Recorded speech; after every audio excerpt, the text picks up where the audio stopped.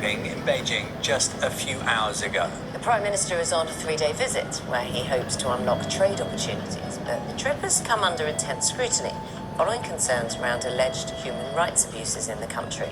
Our China correspondent Stephen McDonnell has more. At the Great Hall of the People, the first British Prime Minister to visit in 8 years was welcomed. The governments of both China and the UK have decided that relations had been in the cold for too long, and now the thaw is well and truly on. China is a vital player on the global stage, and it's vital that we build a more sophisticated relationship where we can identify opportunities to collaborate, but of course also allow a meaningful dialogue on areas where we disagree. You've publicly said that China is an opportunity and that dealing with China is not a choice, but a necessity. I commend these words. China stands ready to develop with the UK a long-term and consistent, comprehensive strategic partnership. It will benefit our two peoples and the wider world. Even before his arrival, the Chinese government was talking up Britain's commitment to free trade and multilateral institutions like the United Nations, the contrast being with the Trump administration. It's Beijing's way of saying that these are areas where like-minded countries can cooperate. Boosting business and cultural links may be dominating this trip, but whether it be the Chinese government's treatment of ethnic minorities in Xinjiang or other accusations of abuse, sensitive issues can't be ignored. When visiting the Chinese capital, Western governments are seen as duty-bound to raise the issue of China's significant human rights abuses, and Keir Starmer is no different. In fact, the Chinese government would expect no less.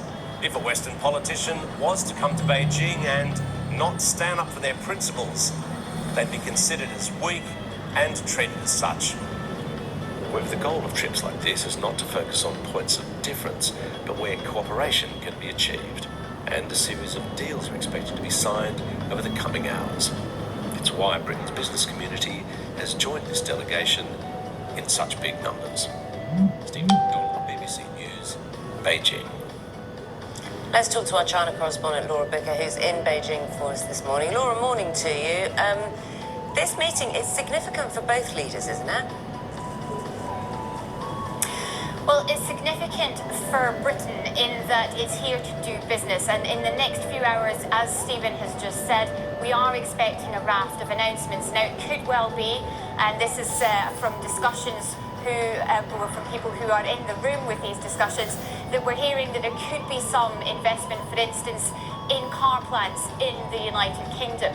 There may also be some deals to be done with the likes of British luxury brands, from Burberry to Brompton Bikes, who want more access to Chinese markets.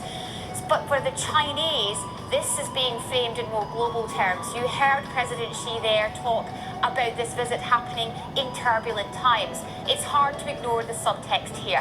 What he's talking about is Western countries, and we've seen a few of them in the last few months. We've had France, we've had Canada, and we'll soon see Germany and now Britain. Western countries are coming here to do deals with China at a time when the US president is more unpredictable. And I think for China, it's a chance to coalesce around its own trade and show how dominant it is in this area, and do deals and bring these Western allies of the US closer to its orbit. Laura, thanks very much for that. That's our China correspondent, Laura Bicker.